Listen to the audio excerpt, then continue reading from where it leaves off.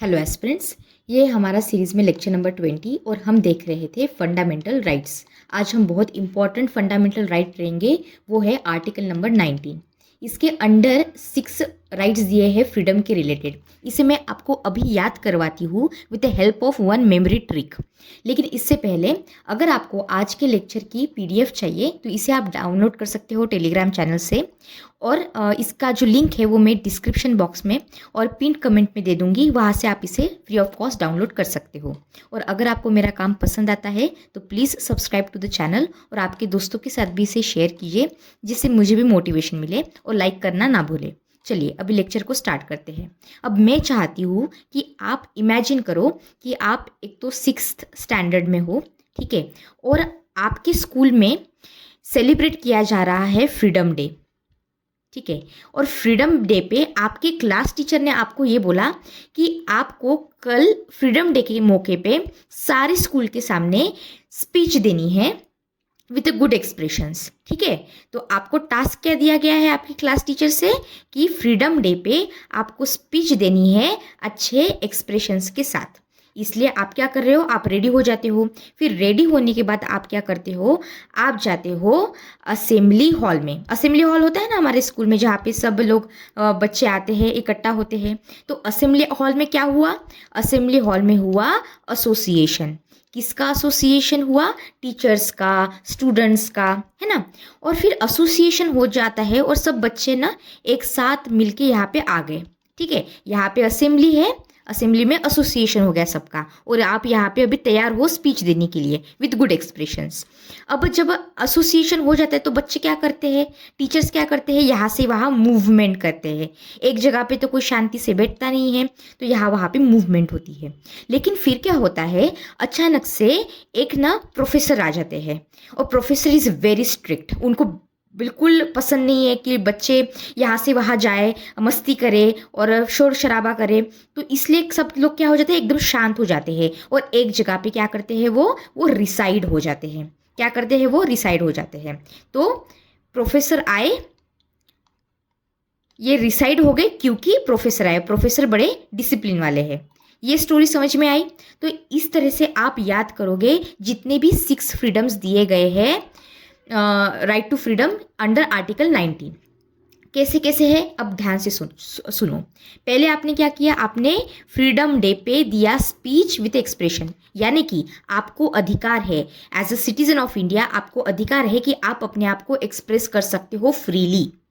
उसके बाद आपको अधिकार है कि आप असेंबली बना सकते हो peacefully without any carrying any weapon. ये आपका अधिकार है जो आर्टिकल 19 देता है। इसके बाद हमने क्या देखा था, एसोसिएशन।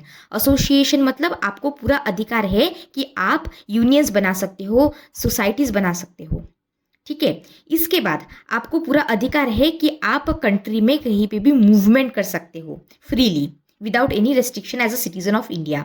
इसके बाद हमने क्या देखा था कि हम रिसाइड हो गए। तो as a citizen of India, India के किसी भी पार्ट में आप क्या कर सकते हो, रिसाइड कर सकते हो और सेटल हो सकते हो। रिसाइड और सेटल में डिफरेंस क्या है, बेसिक डिफरेंस। सेटल मतलब सेटलमेंट होती है परमानेंट, रिसाइड क्या होता है, ये टेम्पररी होता है। अगर आप किसी शहर में गए, वहाँ पे आप होटल में रुके हो, तो ये क्या हो गया, रिसाइड। सेटलमेंट का मतलब क्या हो गया, आप वहाँ पे गए, आपने प्लॉट देखा, आपने वहाँ पे घर बांध दिया, शायद आपने वहाँ का डोमिसाइल ले लिया, आप सोच रहे हो कि परमानेंट वहाँ पे रहना है। तो ये एक चीज़। और फिर हमने फाइनली क्या देखा था, प्रोफेसर बड़े ही स्ट्रिक्ट है, तो सबको शांत कर दिया। तो वहाँ से आपको प्रोफेसर से क्या याद रखना है, प्रोफेशन। इसका मतलब ये कि एज अ इंडियन सिटीजन आपको पूरा अधिकार है कि आप जो प्रोफेशन चाहिए वो आप इसे कर सकते हो। लेकिन ये सारी चीज़ें जो आपको मैंने अभी आर्टिकल 19 के अंडर बताई है ना, इसमें कुछ प्रोविजंस तो है, इसके साथ साथ है रीजनेबल रेस्ट्रिक्शंस। रीजनेबल रेस्ट्रिक्शंस मतलब क्या होते हैं, अभी हम वो देखेंगे। तो चलिए अब स्टार्ट करते हैं।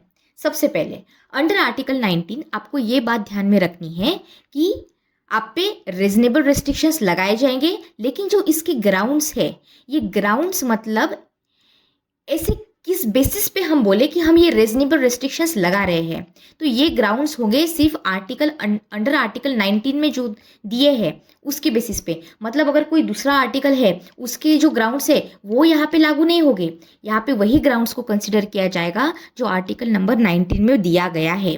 इसके बाद हो गए रेस्ट्रिक्शंस, यानी कि स्टेट इम्पोज करेंगे रीजनेबल रेस्ट्रिक्शंस, वो क्या है हर आर्टिकल में वो हम अब देखेंगे। इसके बाद एलिजिबल इंडिविजुअल्स, यानी कि जो राइट्स दिए गए हैं, ये मैंने आपको आर्टिकल 19 के अंडर बताए, ये सिटीजन्स और जो शेयर होल्डर्स होते हैं कंपनी के, इंडिया के, इनको ही दिए गए हैं। इसका मतलब ये है जो फॉरेनर्स है इनको ये राइट्स अवेलेबल नहीं है। इसके बाद जो प्रोटेक्टेड राइट्स होते हैं, इसमें आर्टिकल 19 में पहले क्या होता था, पहले थे 7 राइट्स। 7 राइट्स, इसमें से एक राइट था जिसे कहा जाता था राइट टू प्रॉपर्टी। प्रॉपर्टी को आप होल्ड करना, ठीक है, डिमिनिश करना या फिर कुछ भी करना प्रॉपर्टी के रिलेटेड, यह आपका था फंडामेंटल राइट। लेकिन फिर क्या हुआ, 44th अमेंडमेंट आया, कॉन्स्टिट्यूशनल अमेंडमेंट। कब आया, आपको मैंने इसके पहले प्रीवियस लेक्चर्स में समझाई है इसकी ट्रिक। 1978 8 कैसे, ऐसे 4 + 4 = 8 कर लेना, ऐसे याद रख लेना ईयर। तो इस अमेंडमेंट से क्या किया गया, राइट टू प्रॉपर्टी को हटाया गया इसको, अब ये it is no longer a fundamental right. अब ये कौन सा राइट बन गया है, ये बन गया है लीगल राइट। और आर्टिकल कौन सा है, 300A, ये ध्यान में रहेगा आपके, ठीक है। चलिए अब आगे बढ़ते हैं। अब हम देखते हैं कि कंपोनेंट्स क्या है when it comes to freedom of speech, क्योंकि सबसे पहले हम देखेंगे पहला राइट जो हमने अभी याद करवाया मैंने आपको, उसमें से हम पहला राइट देखते हैं, फ्रीडम ऑफ स्पीच। मैंने आपको बोला था कि as a citizen of India आपको पूरा अधिकार है कि आप अपने आप को अच्छे से एक्सप्रेस कर सको।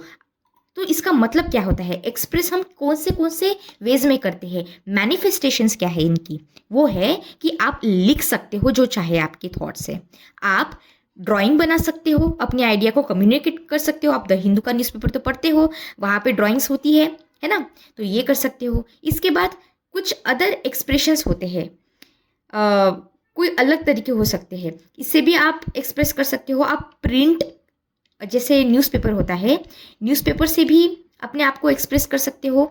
वर्बल एक्सप्रेशन तो है ही, यानी कि स्पीच वगैरह देना, वर्ड्स में कुछ पोएम्स के फॉर्म में कुछ बताना, तो ये सारे हुए मैनिफेस्टेशंस ऑफ एक्सप्रेसिंग योरसेल्फ। लेकिन बात यह है कि कुछ चीज़ें ऐसी है जिस पे हम रेस्ट्रिक्शंस नहीं लगवाएंगे। फॉर एग्जाम्पल, आप as an individual, as a citizen of India, आप अपने खुद के व्यूज़ को, अपनी खुद की जो बिलीव्स है, जो आप सोचते हो, इसे आप खुद तो प्रोपोगेट कर सकते हो, लेकिन अगर किसी और की व्यूज़ है उसे भी आप प्रोपोगेट कर सकते हो, ठीक है। इसके बाद आपको फ्रीडम ऑफ प्रेस है। अगर आप कोई ऐसे न्यूज़पेपर के ओनर हो तो आपको अधिकार है कि आप चीज़ों को अच्छे से प्रेस में रिलीज कर सको। फिर कमर्शियल एडवर्टाइजमेंट, इसके भी ऊपर आप पे रिस्ट्रिक्शंस नहीं लगवाई जाएगी। टेलीफोनिक प्राइवेसी, जैसे आपने सुना होगा कि आप लेट्स से अगर आपका एंड्रॉयड फ़ोन है, आप किसी और से बात कर रहे हो तो आप उनका रिकॉर्ड कर सकते हो क्या फ़ोन कॉल? नहीं, यू हैव द प्राइवेसी। और गूगल हमेशा बताता है, अगले इंसान को अनाउंस करता है कि आपका जो रिकॉर्डिंग है वो रिकॉर्ड हो रहा है। आपने ये चीज़ देखी हुई है ना। अब देखिए, मीडिया मोनोपोली, यहाँ का इसका मतलब क्या हुआ कि जो गवर्नमेंट ऑफ इंडिया है इनकी मोनोपोली नहीं चलेंगी when it comes to media. मैं ऐसा क्यों कह रही हूँ, क्योंकि इट्स वेरी इंपॉर्टेंट। आपने देखा होगा कि कुछ ऐसी कंट्रीज़ है जहाँ पे जो मीडिया होता है ये कंप्लीटली कंट्रोल होता है बाय द गवर्नमेंट, तो ये चीज़ यहाँ पे नहीं होगी, प्राइवेट इंडिविजुअल्स को यहाँ पे आज़ादी मिलेगी। इसके बाद पॉलिटिकल बंद, मतलब कोई पॉलिटिकल पार्टी आके ये नहीं कह सकती कि चलो अपनी दुकान बंद करो, आज यहाँ पे बंद चल रहा है, तो आप ये चीज़ नहीं कर सकते। आपकी लाइवलीहुड यहाँ पे डिपेंड करती है, आपका ट्रेड रुक जाएगा, आपकी दुकान रुक जाएगी, तो आप काम कैसे करोगे? तो ये चीज़ अलाउड नहीं है। इसके बाद गवर्नमेंट की ट्रांसपेरेंसी होना ज़रूरी है। आपको पूरा अधिकार है कि आप शांत रहे। लेट्स से कि आपने क्या किया, आपने कोई अपराध कर लिया, या फिर आपको कोई गलती से आपको किसी ने अक्यूज कर लिया, और अब पुलिस क्या कर रही है, पुलिस आपसे कर रही है पूछताछ कि आपने ये अपराध किया कि नहीं। तो ऐसे समय आप शांत रह सकते हो, तो आपको फ्रीडम है शांत रहने का। इसके बाद आती है प्री सेंसरशिप। इसका मतलब क्या हुआ? इसका मतलब ये हुआ कि लेट्स से कि आप न्यूज़पेपर में कुछ डालने वाले हो कल के लिए, तो गवर्नमेंट एडवांस में आपको नहीं पूछ सकती कि आप कल के न्यूज़पेपर में क्या प्रिंट करने वाले हो। तो इसके ऊपर फिर इसके ऊपर अगर आपने हमारे रिलेटेड कुछ गलत सलत अगर डाला हो तो हम इसको ना सेंसरशिप डाल देंगे, इसकी हम इसको ना मना कर देंगे। तो ये चीज़ गवर्नमेंट नहीं कर सकती, एडवांस में नहीं पूछ सकती किसी न्यूज़पेपर वालों को कि आप क्या छापने वाले हो कल, क्या आप कुछ गलत लिख रहे हो क्या हमारे अगेंस्ट, हमको क्रिटिसाइज कर रहे हो क्या। तो ये चीज़ नहीं चलती, ये आता है again under the freedom of speech. फिर डेमोन्स्ट्रेशन ऑफ राइट्स, अगर आप कहीं पे प्रोटेस्ट कर रहे हो पीसफुली, आप कोई वेपन्स नहीं है आपके हाथ में, तो आपको कोई मना नहीं कर सकता क्योंकि आप पीसफुली डेमोन्स्ट्रेट कर रहे हो अपनी चीज़ों को। तो ये सारी चीज़ें आती है किसके अंडर, फ्रीडम ऑफ स्पीच के अंडर। आई होप आपको इतनी सारी चीज़ें समझ में आ गई होगी। एक वर्ड को लेना है और उससे पूरी चीज़ को एसोसिएट करना है, ठीक है। अब देखते हैं रेस्ट्रिक्शंस क्या है हमारे फ्रीडम ऑफ स्पीच पे। रेस्ट्रिक्शंस कौन से लगाए गए हैं, मैंने कहा था हम रीजनेबल रेस्ट्रिक्शंस देखेंगे और हर आर्टिकल में देखेंगे क्योंकि यहाँ से क्वेश्चन पूछे जा सकते हैं। सबसे पहले सॉवरेनिटी एंड इंटीग्रिटी, अगर आप कुछ स्पीच दे रहे हो लेकिन उस स्पीच से सॉवरेनिटी और इंटीग्रिटी हमारी कंट्री की हर्ट हो रही है तो आपको बोला जाएगा कि आप ये नहीं कर सकते। समझ में आया। जैसे आपको पता है पॉलिटिकल पार्टीज कभी कभी जो पॉलिटिशियंस होते हैं वो कुछ ऐसा बोल देते हैं जिससे कि हमारे सॉवरेनिटी और इंटीग्रिटी को शायद खतरा हो सके, तो इस समय आप इन पे रेस्ट्रिक्शंस लगा सकते हो। इसके बाद अगर सिक्योरिटी हमारी कंट्री की खतरे में आ जाती है, हमारे जो अच्छे रिलेशन है किसी और कंट्री के साथ, लेट्स से फ्रांस के साथ हमारे अच्छे रिलेशन है और किसी पॉलिटिशियन ने कुछ भला बुरा कह दिया फ्रांस को और फ्रांस को फिर गुस्सा आ गया उससे, मैं आपको हाइपोथेटिकल एग्जांपल दे रही हूँ, तो ये चीज़ नहीं चलेगी, इन पे रीजनेबल रिस्ट्रिक्शंस लगाए जाएंगे। इसके बाद क्या पब्लिक ऑर्डर खराब हो रहा है क्या, मतलब किसी कम्युनिटी के बीच में लोगों के बीच में झगड़े हो रहे हैं क्या, पब्लिक ऑर्डर खराब हो रहा है क्या, अगर हो रहा है तो फिर नहीं चलेगा, आप पे रिजनेबल रेस्ट्रिक्शंस लगेंगे।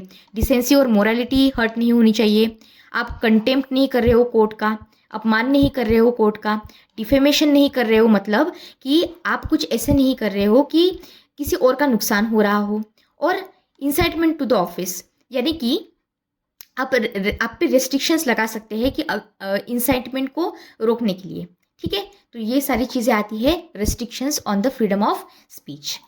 अब देखते हैं कि कंडीशन क्या है for the freedom of assembly. ये है हमारा सेकंड वाला जो हमने देखा था अंडर आर्टिकल नंबर 19 आर्टिकल। क्या है कंडीशन, सबसे पहली बात ये कि आपको अधिकार है असेंबली फॉर्म करने का, लेकिन प्रोवाइडेड कि ये पीसफुल हो, आप कोई वायलेंस नहीं कर रहे हो, कोई डिसऑर्डर नहीं ला रहे हो, आपके पास किसी तरह के वेपन्स नहीं है, आप पब्लिक लैंड पे कर रहे हो, मतलब ऐसे नहीं है कि किसी की बेचारे की दुकान है और उसके सामने ही आप खड़े हो गए, या फिर कोई रोड है बहुत बिजी रोड है और इसके बीच में आप प्रोटेस्ट कर रहे हो और ये सारे लोग अभी रुक गए, मतलब इनका स्कूल हॉस्पिटल वगैरह सब रोक दिया आपने, ये सब नहीं चलेगा। या फिर रेलवे ट्रैक पे आप कर रहे हो काम, रेलवे ही रोक दी, पूरा काम ही रुक गया, ऐसे नहीं चलेगा। इसके बाद नो ब्रीच ऑफ पीस, आप पीस को हर्ट नहीं कर रहे हो, शांति भंग नहीं कर रहे हो, अगर ये सारी चीज़ें नहीं कर रहे हो तो प्लीज़ आप असेंबली कर सकते हो, कोई प्रॉब्लम नहीं है। फिर हम रेस्ट्रिक्शंस देख लेते हैं कि असेंबली पे रेस्ट्रिक्शंस कौन सी लगाई गई है। सबसे पहली कौन सी, सॉवरेनिटी और इंटीग्रिटी हर्ट नहीं होनी चाहिए, पब्लिक ऑर्डर हर्ट नहीं होना चाहिए, कोई ऑब्स्ट्रक्शन नहीं होना चाहिए, आप कुछ डिस्ट्रॉय नहीं कर रहे हो, कोई डेंजर क्रिएट नहीं कर रहे हो, और जो शांति है उसको भंग नहीं कर रहे हो, ये सारी चीज़ें हैं। देखिए इट्स वेरी ऑब्वियस थिंग्स है ना, कॉमन सेंस से आपको ये सारी चीज़ें याद रखनी है। अगर ये सारी चीज़ें नहीं कर रहे हो तो ठीक, अगर ये कर रहे हो तो फिर आप पे रीजनेबल रेस्ट्रिक्शंस लगेंगे। समझ में आया। तो ये हुआ असेंबली के रिलेटेड। अब आपको मैं एक अपडेट देना चाहती हूँ, आप सबको तो वैसे पता ही होगा 2023 में अपडेट आया था और 1 जुलाई 2024 से इसे लागू किया गया था। क्या लागू किया गया था, सबसे पहले हमारे पास पहले ये कॉलोनियल एरा से CRPC जैसे सेक्शंस थे, ठीक है। फिर इसको क्या किया गया, रिप्लेस किया गया BNSS से। BNSS का मतलब क्या होता है, भारतीय नागरिक सुरक्षा संहिता, ठीक है। तो ये सेक्शन जो है 144, इसका मतलब क्या होता था, जैसे आपको याद होगा कि कोविड-19 के टाइम पे जब लॉकडाउन लगाया गया था तो आपने ऐसी न्यूज़ बहुत बार सुनी होगी कि मैजिस्ट्रेट ने इस एरिया में सेक्शन 144 लगा दिया गया है, तो अब आप ना 4 या फिर 5 के लोगों के ऊपर आप यहाँ पे इकट्ठा नहीं हो सकते, ज़्यादा लोग यहाँ पे ग्रुप फॉर्म नहीं कर सकते। तो ये रेस्ट्रिक्शंस था। तो अभी प्रेजेंट टाइम पे क्या है, ये BNSS का सेक्शन नंबर 163 है। ये अपडेट आपको ध्यान में रखनी है और आपकी बुक में भी इसको ऐड करना है, ठीक है। और इसके साथ साथ और एक है कि हमारा जो IPC का सेक्शन था, इसको भी हमने रिप्लेस कर दिया था। इसके रिप्लेसमेंट में हमने लाया था BNS को। ये क्या होता है, भारतीय न्याय संहिता, जो 2024 से लागू की गई है। तो इसका 141 सेक्शन था, इसे अब हम देखेंगे तो ये है सेक्शन 189। ये दो अपडेट्स आपको ध्यान में रखना है, अगर MCQ में पूछ ले तो, या फिर मेंस में भी पूछ ले तो आपको इतना पता होना चाहिए, इट्स इंपॉर्टेंट। तो ओल्ड लॉ क्या कहता था, IPC सेक्शन का 141 का, ये डील करते थे कि आप असेंबली तो कर रहे हो, एक जगह पे असेंबल तो हो रहे हो, पर ये जो असेंबली है ये अनलॉफुल एक्टिविटी के लिए ना हो, यानी कि ड्रग्स लेने के लिए सब असेंबल हो गए, या फिर गन्स लेने के लिए, वेपन्स लेने के लिए यहाँ पे असेंबल हो गए, या फिर कोई गलत काम को करने के लिए असेंबल हो गए, ये चीज़ नहीं चलेगी। और इसका इफेक्टिव डेट मैं आपको बता चुकी हूँ, 1 जुलाई 2024 से न्यू सेक्शंस को लागू किया गया था। डेफिनेशन क्या है, definition remains largely the same, ठीक है। तो इसमें आपको कुछ ज़्यादा दिमाग खराब करने की ज़रूरत नहीं है। न्यू अगर एडिशंस हम देखें तो BSN क्लैरिफाई करता है ज़्यादा पनिशमेंट्स, मतलब जो पहले की पनिशमेंट दी गई थी, इसमें इस एक्ट में ज़्यादा क्लैरिफिकेशन के साथ बताया गया है, ठीक है, डिटेल्स में बताया गया है। तो इतना चीज़ आपको आप ध्यान में रखना है। अब देखते हैं कि एलिमेंट्स क्या है अनलॉफुल असेंबली के, यानी कि असेंबली मतलब क्या, आपको अधिकार तो है कि आप सब एक साथ आके मिल सकते हो, यहाँ पे असेंबली फॉर्म कर सकते हो, एसोसिएशन फॉर्म कर सकते हो, लेकिन असेंबली यहाँ पे मिल सकते हो, लेकिन ऐसी कुछ चीज़ें हैं अगर वो आप करोगे तो फिर हम आप पे लगाएंगे रीजनेबल रेस्ट्रिक्शंस। बहुत ही सिंपल है, लॉजिकली आपको याद रखना है। जैसे कि आप लोग मिलके किसी को फोर्स कर रहे हो, उनकी प्रॉपर्टी ले रहे हो इलीगली, किसी को फोर्स कर रहे हो कि कुछ गलत काम करो, या फिर आप गवर्नमेंट की किसी डिपार्टमेंट को थ्रेटन कर रहे हो, उनके ऑफिशियल को थ्रेटन कर रहे हो, आप किसी जगह पे जहाँ पे जाना अलाउ नहीं है वहाँ पे जा रहे हो इलीगली, या फिर आप क्या कर रहे हो, कोई लॉ है उसको गवर्नमेंट ने बोला कि इस जगह पे ये लॉ लागू करेंगे, लेकिन आप ये लॉ लागू नहीं होने दे रहे हो। अगर ये सारी अगर आप चीज़ें कर रहे हो एक साथ आके, तो ये तो गलत है, तो हम आप पे लगाएंगे रीजनेबल रेस्ट्रिक्शंस। समझ में आया। अब देखते हैं कि एसोसिएशन का एक सिग्निफिकेंस क्या है। एसोसिएशन से हम ये सिग्निफाई कर रहे हैं कि हम बिल्ड कर रहे हैं यूनिटी को। अब देखिए, कंपनी का अधिकार है कि वो एस्टैब्लिश कर सकती है, कंपनीज को फ्रीली ऑपरेट कर सकती है कंट्री में। आप सोसाइटीज़ फॉर्म कर सकते हो अंडर आर्टिकल 19, जो एसोसिएशन फॉर्म करने के बारे में बात करता है। इसमें आप ट्रेड यूनियंस भी फॉर्म कर सकते हो, जो लेबर लॉ वर्कर्स के अंडर आता है, और आप पॉलिटिकल पार्टीज भी फॉर्म कर सकते हो। लेकिन आपको यहाँ पे एक बात ध्यान में रखनी है कि जब आप कोई एसोसिएशन फॉर्म करते हो तो ये तो आपका अधिकार है, फंडामेंटल राइट है, लेकिन लेट्स से आपने यहाँ पे एक एसोसिएशन फॉर्म किया जिसका नाम है ABC, तो आपका ये अधिकार है, ये आपका फंडामेंटल राइट है कि आप एसोसिएशन फॉर्म करो। लेकिन आप ये नहीं कह सकते कि मैंने जो ये एसोसिएशन फॉर्म किया है इसको आप रिकॉग्निशन भी दीजिए। तो ये रिकॉग्निशन मिलना आपके एसोसिएशन को, ये आपका फंडामेंटल राइट नहीं है। आपका फंडामेंटल राइट सिर्फ फॉर्मेशन तक है, लेकिन रिकॉग्निशन इसमें लागू नहीं होता है। आई होप आपको ये चीज़ समझ में आई। और इसमें जब मैं एसोसिएशन की बात करती हूँ, इसमें और एक बात आपको ध्यान में रखनी है, उसे हम कहते हैं नेगेटिव राइट। नेगेटिव राइट मतलब क्या, कि आपको ये भी अधिकार है कि आप एसोसिएशन फॉर्म ना करो।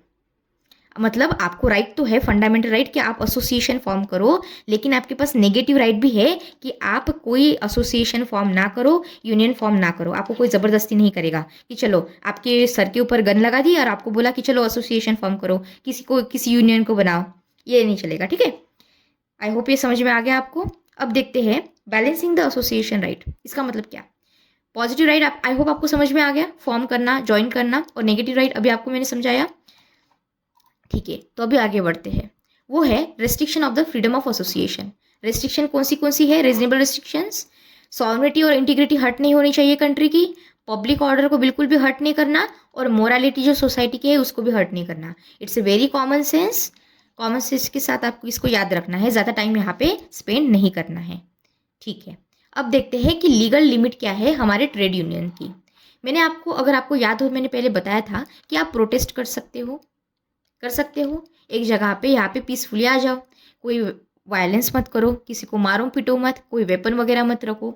लेकिन मेरा क्वेश्चन आपको ये है कि अगर मैं कोई वर्कर हूँ तो क्या मेरा अधिकार है कि मैं स्ट्राइक कर सकूँ? क्या मैं स्ट्राइक कर सकती हूँ? क्या स्ट्राइक करना मेरा फंडामेंटल राइट है? यहाँ पे प्रोटेस्ट करना मेरा फंडामेंटल राइट है, यहाँ पे डेमोन्स्ट्रेशन करना मेरा फंडामेंटल राइट है, लेकिन एज अ वर्कर क्या स्ट्राइक करना मेरा फंडामेंटल राइट है? तो इसका आंसर है नहीं। ये हमारे आदरणीय सुप्रीम कोर्ट ने कहा है कि आप अगर स्ट्राइक करेंगे तो ये आपका फंडामेंटल राइट तो नहीं है। अगर आप यहाँ पे वायलेंस वगैरह करते हो, अगर आप लॉकडाउन करते हो, किसी चीज़ को आप डिस्टर्ब कर रहे हो, रोक रहे हो, तो आप पे रिजनेबल रिस्ट्रिक्शंस लगेंगे। आपको कोर्ट या फिर जो एसोसिएटेड इंस्टीट्यूशन है ये आपको रोक सकती है।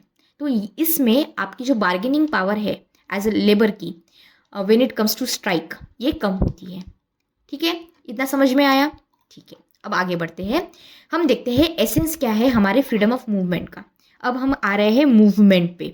हमारा फ्रीडम ऑफ स्पीच एक्सप्रेशन हो गया, असेंबली हो गया, एसोसिएशन हो गया, अब हम आ गए हैं मूवमेंट पे। सबसे पहली बात, मूवमेंट क्या सिग्निफाई करता है? ये हमारी नेशनल यूनिटी को सिग्निफाई करता है। क्यों? क्योंकि हम एक जगह से दूसरी जगह पे जा सकते हैं, पूरी कंट्री पे हमारा अधिकार है, हमें ये अधिकार दिया गया है। तो ये क्या करता है? नेशनल यूनिटी को प्रमोट कर सकता है। महाराष्ट्र का इंसान केरला जा सकता है आराम से, केरला का इंसान जम्मू कश्मीर जा सकता है, जम्मू कश्मीर से कोई भी इंसान उड़ीसा में, छत्तीसगढ़ में जा सकता है। समझ में आया? सिटीजन का राइट है कि वो मूव करे फ्रीली इन द कंट्री। और ये क्या करता है? ये एंटी पैरोकियलिज्म को प्रिवेंट करता है। इसका मतलब क्या होता है? इस टर्म का मतलब क्या है? जैसे कि लेट्स से यहाँ पे कोई व्यक्ति है और ये इनका टाउन है।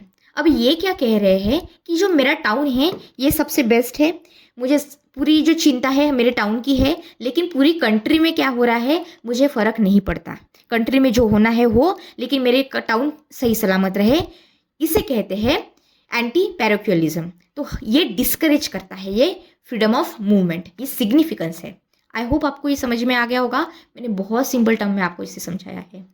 अब देखते हैं आगे हम क्या कर रहे हैं। हम बैलेंस कर रहे हैं हमारे फ्रीडम को, लेकिन हमें रिजनेबल रेस्ट्रिक्शंस है, आपको ये पता है। अब यहाँ पे रिजनेबल रेस्ट्रिक्शंस कौन सी आती है? दो आती है जब मूवमेंट की बात करते हैं। सबसे पहले ये कि आपको पब्लिक इंटरेस्ट देखना है, और दूसरी चीज़ ये कि आपको प्रोटेक्ट करना है शेड्यूल्ड ट्राइब को। ट्राइबल्स को क्यों प्रोटेक्ट करना है मैं प्रीवियस लेक्चर में भी आपको बता चुकी हूँ। हमारे ट्राइबल्स के स्पेसिफिक कल्चर है, उनकी कुछ रिलेटेड लैंग्वेज रिलेटेड चीज़ें हैं, उनका खुद का कल्चर है, उनकी नेचुरल ग्रूव्स है, उनकी प्रॉपर्टी है, उनकी लैंग्वेज है। ये सारी जो चीज़ें हैं ये सेक्रेड है। अगर आप बाहर के लोगों को यहाँ पे इंक्लूड करोगे तो हो सकता है कि ये जो चीज़ें हैं इसे आप हर्ट करो। तो गवर्नमेंट ये कह सकती है कि देखो ये जो एरिया है ये रेस्ट्रिक्टेड है, क्योंकि यहाँ पे ट्राइबल एरियाज रहते हैं, ट्राइबल एरिया के लोग रहते हैं, इसलिए हम आपको यहाँ पे अलाउ नहीं कर रहे हैं आने के लिए। समझ में आया? और जनरल पब्लिक इंटरेस्ट में लेट्स से कि यहाँ पे कोई एरिया है और हो सकता है कि आपके आने से, लोगों के यहाँ पे आने से यहाँ की शांति भंग हो जाए, तो आपको रिस्ट्रिक्शन लगाया जाएगा। समझ में आया? ठीक है, अब आगे देखते हैं। Should the freedom of movement of the prostitutes be restricted? जो प्रोस्टिट्यूट्स होते हैं उनको कभी कभी उनकी जो रेस्ट्रिक्शंस होते उनके ऊपर रेस्ट्रिक्शंस लगाए जाते हैं कि आप इस पर्टिकुलर एरिया में नहीं जा सकते। ये क्यों किया जाता है? क्योंकि इनको अपहोल्ड करनी है public morality, otherwise it can create the problems. अब देखिए, इसका मतलब ये नहीं है कि as a let's say this person is a prostitute और ये कहीं पे भी नहीं जा सकती। As a individual she can go anywhere, he और शी कैन गो एनीवेयर। लेकिन चीज़ ये है ना कि इनके ऊपर रेस्ट्रिक्शंस लगा दिए जा सकते हैं इन अ पर्टिकुलर एरिया। ठीक है, अब दूसरी चीज़ ये है कि जो पास्ट में कुछ कोर्ट्स है, हाई कोर्ट्स, उन्होंने आप बुक्स में भी पढ़ोगे कि उन्होंने कुछ जजमेंट ऐसी दी थी कि अगर एड्स के रिलेटेड कोई डिसीज़ है तो इनका जो रेस्ट्रिक्शंस है ये रेस्ट्रिक्शन इन पे ला दिया जाएगा। लेकिन आप ये क्वेश्चन करोगे मैम एड्स तो मतलब कम्युनिकेबल डिसीज़ नहीं है, ये अगर किसी व्यक्ति को एड्स है और अगर आप इनसे हाथ मिला लो तो आपको तो एड्स नहीं होगा, ये तो सेक्सुअल ट्रांसमिशन से या फिर ब्लड ट्रांसमिशन से होता है या फिर माँ से बच्चे को हो सकता है। तो लेकिन क्या होता था कि पिछले पुराने समय में लोगों के मन में, हमारे जो इंडियन सिटीजन्स थे इनके अंदर इतनी अवेयरनेस नहीं थी। तो मोटे मोटे तौर पे कोर्ट ने ये बोल दिया था कि अगर किसी को एड्स है तो फिर इनकी रेस्ट्रिक्शन हम रोक देते हैं। लेकिन अभी मॉडर्न टाइम्स में ये चीज़ नहीं होती है, लेकिन हमने रेस्ट्रिक्शंस लगाई है। जैसे कि जब हमारा कोविड-19 पैंडेमिक आया था तो लॉकडाउन लगाया था। तो लॉकडाउन लगा मतलब क्या, स्टेट ने क्या किया, हमारा मूवमेंट रेस्ट्रिक्ट कर दिया। समझ में आया? तो ये चीज़ है कि फ्रीडम ऑफ मूवमेंट का ये। अब देखो इसके डायमेंशंस क्या है। जब हम फ्रीडम ऑफ मूवमेंट की यहाँ से वहाँ जाने की बात करते हैं तब दो डायमेंशंस आते हैं, ध्यान से सुनो। पहला डायमेंशन ये है कि आपका इंटरनल डायमेंशन और दूसरा डायमेंशन है आपका एक्सटर्नल डायमेंशन। इसको ध्यान से सुनिएगा। इंटरनल डायमेंशन मतलब ये कि मैं एक जगह, एक सिटी से दूसरी सिटी जाऊँ, एक स्टेट से दूसरी सिटी जाऊँ या फिर स्टेट जाऊँ, ये सारी चीज़ें हो रही है विद इन इंडिया, ठीक है। और ये कवर होता है अंडर आर्टिकल नंबर 19 जो दिया गया है only for the citizens of India. लेकिन जब एक्सटर्नल की बात करती हूँ मैं तब यहाँ पे है इंडिया और यहाँ पे कोई और कंट्री है। तो एज अ इंडियन, और लेट्स से ये इंडियन है और ये कोई फॉरेन के व्यक्ति है, तो इनको दोनों को भी अधिकार है कि ये इंडिया के बाहर जा सकते हैं। और अगर ये इंडियन है तो इनको ये भी अधिकार है कि ये इंडिया में वापस आ सकते हैं। तो एज ए इंडियन आपको अधिकार है इंडिया से बाहर जाने का और बाहर की कंट्री से अंदर इंडिया में आने का। यह हुआ आपका अधिकार under the article 19 movement dimension में। लेकिन फॉरेनर्स का क्या है, इनको अधिकार है इंडिया से बाहर अपनी खुद की कंट्री जाने का या फिर दूसरी कंट्री जाने का। लेकिन अगर इनको वापस आना है तो ये अधिकार इनके पास नहीं है। इसके लिए इनको क्या चाहिए, इसलिए इनको चाहिए होगा पासपोर्ट। समझ में आया इतना चीज़? ठीक है। तो ये जो आर्टिकल है ये अंडर होता है कवर आर्टिकल 21। ये 19 के अंडर कवर नहीं होता क्योंकि हम अभी आर्टिकल 19 देख रहे हैं ना। तो ये 21 के अंडर होता है। ये आपको ध्यान में रखनी है चीज़, external dimension of the movement. ठीक है, चलो अब आगे बढ़ते हैं। फ्रीडम ऑफ रेसिडेंस मतलब क्या? रेसिडेंस मैंने अभी आपको समझाया था। रेसिडेंस का मतलब कि ये राइट देता है आपको, एक तो आप सेटल हो जाइए कहीं पे एनीवेयर, या फिर आप रिसाइड कीजिए या फिर सेटल हो जाइए। सेटल मतलब क्या, ये परमानेंट डायमेंशन हो गई। रिसाइड मतलब क्या कि आप किसी स्टेट गए वेकेशंस के लिए, वहाँ पे आप होटल में रह रहे हो। समझ में आया? तो ये हो गया रिसाइड और ये हो गया सेटलमेंट। सेटलमेंट में आप क्या कर रहे हो, किसी और स्टेट में गए, आपकी जॉब लग गई तो फिर वहाँ पे आपने प्रॉपर्टी ले ली, घर ले लिया, वहाँ का डोमिसाइल ले लिया, तो ये हो गया सेटलमेंट। अब देखते हैं हम कि इसमें इम्पोर्टेंट क्या है। इसका सिग्निफिकेंस ये है कि ये रिमूव करता है इंटरनल बैरियर्स, ये प्रमोट करता है नेशनलिज्म को, और ये जो नैरो माइंडनेस है, जैसे कि मैं इस स्टेट से बिलोंग करती हूँ, मैं इस स्टेट से बिलोंग करती हूँ, तो खुद को एक स्टेट से, खुद की आइडेंटिटी को किसी स्टेट्स की आइडेंटिटी से इन्वॉल्व कर लेना और एज ए इंडियन ना देखना, ये चीज़ें डिस्करेज करती है ये चीज़। समझ में आया? ठीक है, अब आगे बढ़ते हैं। मेरा क्वेश्चन ये है कि should the restriction be imposed on the right of the reside and settle in tribal areas? तो इसका आंसर है, थोड़ा सोचिए, यस।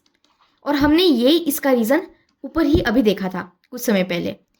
हम ये क्यों कर रहे हैं? क्योंकि हम प्रोटेक्ट करना चाहते हैं ट्राइबल के इंटरेस्ट को, उनके ट्रेडिशन को, उनके यूनिक कल्चर को, जिससे कि हम उसे प्रिजर्व कर सकें, उनके लैंग्वेज को। और पब्लिक इंटरेस्ट की बात जब आती है तब हम सेफगार्ड कर सके जनरल पब्लिक वेलफेयर को और उस जगह की सिक्योरिटी को। ठीक है, अब देखते हैं कि रेसिडेंस और मूवमेंट इंटरसेक्ट कहाँ कैसे करते हैं। मैंने आपको बताया था कि आप यहाँ पे हो, लेट्स से आप गोवा में रहते हो और आपको वेकेशन के लिए जाना है केरला में। तो अब यहाँ से आपको यहाँ जाने के लिए क्या करना पड़ेगा, मूवमेंट करना पड़ेगा, है ना। और अब वेकेशन पे आप जा रहे हो तो एक जगह पे तो नहीं जाओगे, मतलब अब यहाँ से ट्रैवल करके आप यहाँ पे आ गए। अब यहाँ पे आके क्या अब क्या करोगे आप? आपको थोड़ी जगह लगेगी ना रहने के लिए, आपको होटल वगैरह लगेगा। तो अब ये चीज़ इंटरलिंक कैसी है? पहली बात तो ये कि आप मूवमेंट को रेस्ट्रिक्ट नहीं कर सकते, नहीं तो आप यहाँ पे केरला कैसे जाओगे? दूसरी चीज़, आपने मूवमेंट को रेस्ट्रिक्ट नहीं किया, लेकिन आपने फिर रेसिडेंस को रेस्ट्रिक्ट कर दिया, तो फ़ायदा क्या फिर मूवमेंट का? मुझको आने ही क्यों दिया? कि अगर आपको मुझे रेस्ट्रिक्ट करना था इस जगह पे रुकने, मैं अगर यहाँ पे रह ही नहीं सकती कुछ दिनों के लिए, तो मुझको बुलाया ही क्यों? समझ में आया? तो मूवमेंट और रेसिडेंस क्या है? इंटरलिंक है। इस तरह से ये क्या करते हैं, एक दूसरे को क्या करते हैं, कॉम्प्लीमेंट्री है एक दूसरे के। समझ में आया? ठीक है। अब देखते हैं पाथवे टू लाइवलीहुड। लाइवलीहुड मतलब खुद के पैसे खुद कमा सको और अपनी जिंदगी को व्यतीत कर सको। तो हमारे पास है राइट टू प्रोफेशन, हमने देखा था। तो इसमें एज एन इंडिविजुअल आप जो प्रोफेशन चाहते हो, जो लाइवलीहुड की मीन्स चाहते हो, उसे आप एक्सेप्ट कर सकते हो, आप उसे लागू कर सकते हो अपने ऊपर। लेकिन इसका मतलब ये भी हुआ कि आप कि स्टेट गवर्नमेंट कुछ रीजनेबल रेस्ट्रिक्शंस लगा सकती है। फॉर एग्जाम्पल कि अगर आप डॉक्टर हो तो आपको बोला जा सकता है कि इट इज़ कंपलसरी कि आपके पास एमबीबीएस की कोई डिग्री हो, आप एमडी हो, ठीक है। अगर आप किसी पर्टिकुलर स्कूल को पढ़ा रहे हो एज ए टीचर, तो फिर आपके पास वो पर्टिकुलर क्वालिफिकेशन हो। अगर आप कहीं पे साइंटिस्ट हो तो वो रिलेटेड क्वालिफिकेशन हो। अगर आपके पास ये चीज़ नहीं है तो आपको पनिश किया जा सकता है कि आपने ये क्यों किया। आपने देखा होगा, न्यूज़ में भी बहुत बार सुना होगा कि इस डॉक्टर के पास तो ये ऐसे ही मतलब ये खुद डॉक्टर तो नहीं थे, इनके पास डिग्री नहीं थी, इन्होंने बस नर्सिंग का कोर्स किया था और सबको टाउन में ये क्या कर रहे थे, दवाइयाँ प्रिस्क्राइब कर रहे थे। तो ये गलत चीज़ है। तो इस ऐसी अगर चीज़ हो रही है तो क्या कर सकती है गवर्नमेंट, स्टेट इस पर रीजनेबल रेस्ट्रिक्शंस लगा सकती है। तो आपके पास बिजनेस की लिबर्टी है, आपके पास ये सारी चीज़ें भी है। अब इसमें आपको एक चीज़ ध्यान में रखनी है कि जो स्टेट की पावर है इन पब्लिक इंटरेस्ट, इसका मतलब ये पहले आपको बता दिया मैंने, प्रिस्क्राइब कीजिए क्वालिफिकेशन, डॉक्टर वाला एग्जाम्पल। फिर आप बिजनेस कंडक्ट कर सकते हो और आप पे रेस्ट्रिक्शंस लगा दिए जा सकते हैं अगर आप हार्म कर रहे हो ऑन लार्ज एक्सटेंट पब्लिक हो, ठीक है। तो इस कंडीशन में आप पे रेस्ट्रिक्शंस लगेंगे। अब क्वेश्चन ये है कि should the state engage in the trade, business and industry and service. अब आपने देखा होगा कि हमारी जो गवर्नमेंट है इनकी कुछ कुछ जगह पे ना मोनोपोली है। जैसे कि रेलवे देख लीजिए, अभी तो वैसे बातें चलती है कि प्राइवेट एंटिटीज़ को हम इंटीग्रेट करेंगे, लेकिन अब तक railways were complete state monopoly है ना। और इस पे कोई प्राइवेट इंस्टीट्यूट कुछ कर नहीं सकती थी या फिर पब्लिक कुछ बोल नहीं सकती थी, ये पूरी गवर्नमेंट की मोनोपोली थी। पहले एलआईसी को देखिए, एलआईसी भी एक बार कभी गवर्नमेंट की मोनोपोली हुआ करती थी। और इस चीज़ के लिए आप ये नहीं बोल सकते कि अरे गवर्नमेंट आप ऐसे कैसे कर रहे हो। तो गवर्नमेंट को जस्टिफाई नहीं करने होते हैं खुद के actions when it comes to this thing, ठीक है। लेकिन जब आप प्राइवेट कंपनी को इंक्लूड करते हो तब बढ़ता है कंपटीशन। तो स्टेट compete भी कर सकता है with a citizen without any justification, और स्टेट क्या कर सकता है, ऑपरेट भी कर सकता है अपने मन से, मोनोपोली भी बना सकता है किसी चीज़ में। और ज़रूरत नहीं है कि स्टेट उसका जस्टिफाई दे किसी को भी, मतलब कोर्ट को भी या फिर लोगों को भी। ये चीज़ आपको समझ में आनी चाहिए। अब हम देखेंगे balancing the rights and public safety.